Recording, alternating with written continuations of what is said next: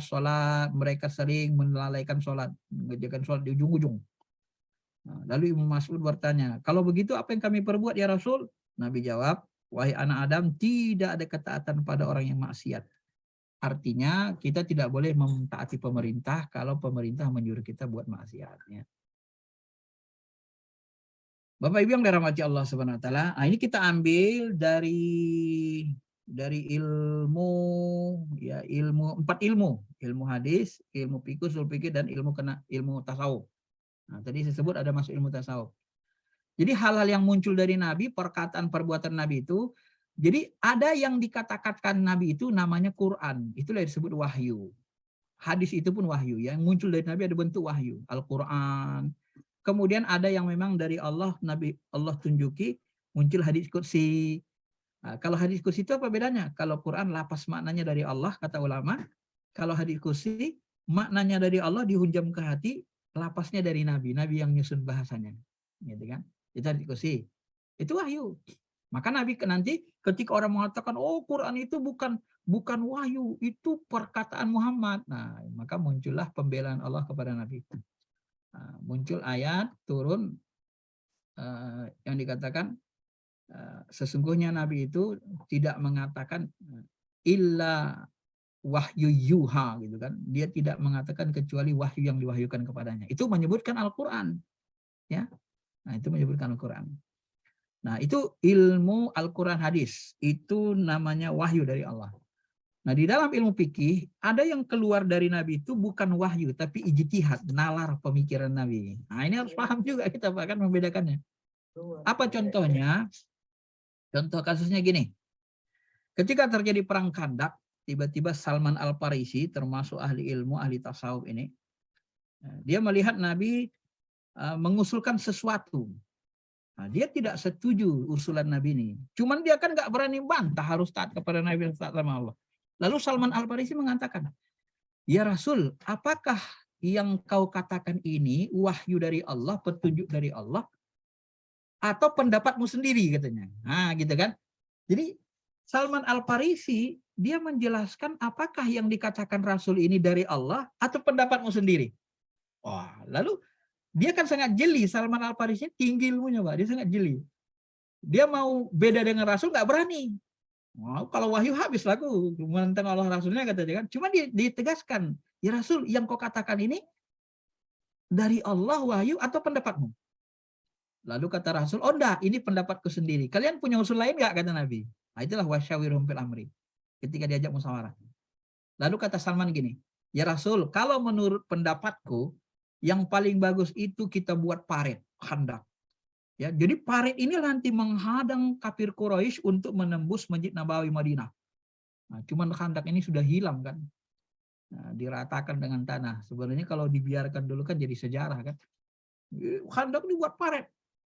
Ya, dibuat parit, kata Salman Al-Farisi. Nah, kalau begitu bagus, saya setuju. Maka disuruh perintahkan sahabat buat khandak. Nah, dari situ kita paham bahwa yang semua datang dari Rasul itu nggak semuanya wahyu. Ya, ada yang nalar, pemahaman Nabi, ijtihadnya, pemahaman akalnya. Ini juga nanti terdapat dalam hadis Sahih Muslim. Ya, ada orang mencangkok kurma, lalu nanti ketika cangkok kurma lewat Nabi. Kata Nabi, ya, sekiranya kau tidak mencangkoknya, niscaya hasilnya bagus, kata Nabi. Oh iya, ya Rasul katanya. Iya, terakhir nggak jadi congkok. Beberapa bulan lalu lagi Nabi lewat. Tiba-tiba dilihat kurmanya rusak. Nah, setelah kurmanya rusak, apa yang terjadi? Kenapa kurmamu rusak? Kata Rasul. Tapi kan kemarin antum yang sebut gak usah dicangkok. Ya hasilnya beginilah katanya. Apa kata Rasul? Antum a'lamu bi umuri dunyakum. Kamu lebih mengerti urusan duniamu. Nah, coba Bapak perhatikan hadis Sahih Muslim ini. Ini hadis Sahih Muslim kan? Antum a'lamu bi umuri dunyakum. Kamu lebih paham urusan duniamu. Artinya apa? Ya, yang dikatakan Rasul tadi berkaitan dengan cangkok itu bukan wahyu dari Allah. Itu nalar pemahaman Rasul. Ya, jadi kalau nalar pemahaman Rasul sebagai manusia biasa, Nabi itu bisa tersalah. Ya. Ya, itulah akal itu kalau dia nggak dituntun wahyu, nggak dituntun Allah, bisa salah. Jadi ketika Nabi melakukan kesalahan, apa dia bilang? Dalam hadis Sahih Muslim ini dia katakan lagi, Nabi mengatakan dengan tegas, apa yang aku perintahkan? Innama ana basyar. Aku itu adalah manusia biasa. Idza amaratukum bi syai'im min dinikum. Kalau aku menyuruh kamu tentang agamamu, kalau aku menyuruh kamu berkaitan agamamu, artinya apa? Kalau aku menyuruh kamu, suruhanku itu adalah wahyu dari Allah, fakhuzuhu, ambillah. Wa idza amartukum bi syai'in birra'yi, ketika aku menyuruh kamu berdasarkan ra'yuku, nalar pemikiranku, fa innama ana basyar, aku itu manusia biasa. Artinya nabi itu manusia yang boleh jadi tersalah. Nah, jadi kalau bahasa saya, sekelas nabi kalau kita menggunakan ra'yu bisa salah, apalagi bukan nabi seperti kita, maka tidak boleh beragama ini hanya pakai ra'yu saja. Ra'yu itu harus dibimbing dengan wahyu supaya dia tidak lari, tidak salah gitu kan. Nah, jadi dari hadis-hadis sahih ini kita paham Bapak-bapak, Ibu-ibu yang dirahmati Allah, bahwa yang keluar dari Nabi itu tidak semuanya wahyu. Ada yang pemahaman Nabi dalam bahasa fikih, ijtihad Nabi. Maka nanti di sini terjadi debatable. Wah, kalau Ibnu Taimiyah agak kaku dia di sini, dia katakan, oh Nabi itu nggak boleh berijtihad, dia harus nunggu wahyu turun. Nah, kalau ulama fikih yang lain mengatakan, oh nggak apa-apa Nabi berijtihad. Kalau salah pasti datang ayat menegur. Nah, gitu kan namanya Rasul dibimbing. Itulah namanya maksum. Maksum itu apa? Dijaga. Kalau salah dilurusin gitu loh. Nah, itulah fungsi Jadi fungsi Al-Qur'an itu salah satunya meluruskan kesalahan Nabi. Maka nanti dalam beberapa ayat kan Nabi ditegur. Ya ayyuhan nabi lima tuharrimu ma ahallallah. Nah, jadi kalau Allah menegur Nabi, Allah itu menggunakan kata Nabi, bukan kata Rasul. Kalau kita perhatikan, kita teliti. Ya ayuhan Nabi, hei Nabi, kenapa kau mengharamkan yang dihalalkan Allah? Nah, dalam hadis Sahih Bukhari Muslim dikatakan, Nabi itu pernah mengharamkan madu untuk menyenangkan istrinya. Lalu dicabutnya lagi kata-katanya. Nah, paham kan? Ini hadisnya sahih jelas. Al-Qur'annya ada, dalil Qur'annya, dalil hadis sahihnya ada. Bahwa tidak semua yang datang dari Nabi itu adalah wahyu. Ternyata ada yang ra'yu, pemahaman Nabi. Yang kalau benar jadi sunnah, kalau salah ditegur, diluruskan Al-Qur'an. Makanya Al-Qur'an itu ada yang menegur. Nah, ya. Ya, itu jelas Pak, secara ilmu ya, ilmu fikih begitu. Kemudian yang datang dari Nabi itu nanti ada yang sifatnya apa istilah kita ini, ilmu kenabian. Nah, ini dalam ilmu tasawuf. Nah, dalam ilmu tasawuf yang datang dari Nabi itu ada yang sifatnya ilmu kenabian. Contohnya apa? Saya di zamanun, akan datang zamannya nanti begini-begini. Ya. Nanti akan datang Dajjal. Imam Mahdi akan datang. Ada nggak dalam Quran? Nggak ada. Cerita Imam Mahdi nggak ada. Cerita Dajjal nggak ada dalam Quran. Di mana ada? Di hadis-hadis sahih, di ilmu kenabian. Ini namanya nubuah. Ya, ilmu kenabian. Membuktikan Nabi itu adalah Nabi, salah satunya adalah dia punya nubuah, ilmu kenabian, yang dia tahu kejadian-kejadian masalah akan datang yang diberitahu oleh Allah, itulah membuktikan dia Nabi. Nah, itu nubuah namanya. Ya. Nah, ini untuk Nabi disebut dengan nama nubuah. Kalau dukun namanya meramal. Nah, itu nggak boleh kan, namanya dukun pakai setan, meramal. Nanti kalau ulama nanti namanya kasyaf, kalau ulama di tingkat orang beriman. Kalau Nabi nubuah. Nubuah namanya. Itu Al-Ghazali menyebutnya dalam kitab Ihya Ulumuddin. Jadi yang datang dari Nabi itu ada namanya nubuah, ya, kenabian. Kemudian yang datang dari diri Nabi itu ada namanya adat kebiasaan, sisi manusiawi. Nah, ini tadi sudah jelaskan. Itulah yang disebut dengan budaya Arab. Ya, cara pakaian Nabi nggak mungkin lah, mohon maaf, nggak mungkin lah Nabi pakai belangkon di Arab, ya kan? Orang Arab pakai jubah semua, tahu-tahu Nabi pakai belangkon sendiri kan nggak mungkin. Nah, itu kan nanti orang jadi fitnah. Ya, jadi maka nanti tuh Nabi pun mengikuti budaya. Maka nanti di dalam ilmu fikih budaya-budaya orang Arab itu ada yang diterima, diambil, ada yang ditolak semuanya mentah-mentah, budaya yang jelek. Nah, ini dia. Ada yang diadopsi. Nah, diadopsi Tapi dirubah dia, Pak. Istilahnya diadopsi tapi direformasi atau dia apa namanya istilahnya ya.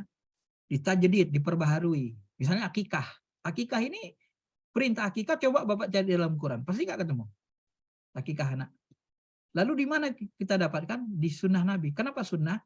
Sunnah Nabi ini berasal dari budaya jahiliyah. Arab Quraisy kalau lahir anak motong kambing, motong lembu, motong onta, itu kebiasaan orang Arab gitu. Tapi dagingnya dikasih ke berhala. Nah, lalu Nabi tukar. Jangan kasih berhala, sedekahkan sama orang beriman. Nah, jadi diadopsi budaya Arab itu menjadi sunnah. Jadi sunnah itu ada yang diadopsi dari budaya Arab. Nah, jadi ada yang begitu. Silaturahmi. Nanti silaturahmi orang Arab sangat memuliakan tamu. Kalau udah datang tamu senang sekali, ditraktir. Nabi batasi, diadopsi. Muliakan tamu, tapi cukup 3 hari. Lebih dari 3 hari, sudah nggak hinggap tamu lagi. Jadi diadopsi Nabi. Ya, muliakan tamu itu. Itu budaya Arab. Ada yang diadopsi, ada yang ditolak. Budaya nyembah berhala, nikah warisan, kumpul kebo. Nah, kalau dalam fikih sunnah sabit kan disebut itu. Nah, kalau nanti meninggal ayahnya, mamanya dinikahinya, nikah warisan, mama diwarisi. Nah, itu tradisi jahiliyah begitu. Nah, itu ditolak Nabi. Tak boleh menikahi istri ayah kita, tak boleh nikahi mak. Kalau dulu enggak, perempuan itu diwarisi. Meninggal ayahnya, maknya diwarisi, dinikahi, dicampuri, ya, sama anak laki-laki yang paling tua. Diwarisi lah, warisan perempuan itu. Kumpul kebo, udah ada. Kumpul kebo itu dalam Said Sabit disebut fikih sunnah itu, sejarah nikah itu ya orang dulu dia buat punya tenda di Mekah itu, nanti tendanya jadi kasih tanda. Nah, dia misalnya kasih tanda merah atau kuning, itu tanda pelacur gitu kan. Jadi kalau ada tanda pelacur, laki-laki nanti mencampuri, menjinahi, lahir anaknya, nanti perempuan ini suka hatinya aja nunjuk, kau aja lah bapaknya katanya, mau siapa tunjuk terserah dia gitu. Itu budaya jahiliyah. Itu dibuang Nabi, dibuang Allah Ta'ala, karena buruk kan, akhlak, tak berakhlak. Ya, kumpul kebo namanya zaman Nabi, zaman jahiliyah. Nah, itu ditolak habis. Ada budaya Nabi, budaya Arab yang didiamkan Nabi, seperti jubah. Ya kan kita nggak disuruh berjubah ke sana kemari. Makanya nanti mohon maaf, bukan untuk yang hal-hal yang tidak baik, tapi misalnya kayak saudara-saudara kita yang di Muhammadiyah, mereka kan tidak memandang sunnah jubah ini.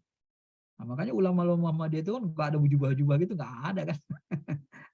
Kenapa? Ya karena ini dia nggak budaya kan.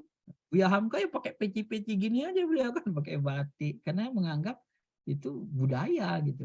Nah, itu memang pendapat ulama begitu, Pak, nggak bisa kita pungkiri. Jadi memang disitulah dia nanti. Maka sunnah itu ada yang tidak wajib gitu kan. Memang ada yang bentuknya didiamkan, takrir namanya.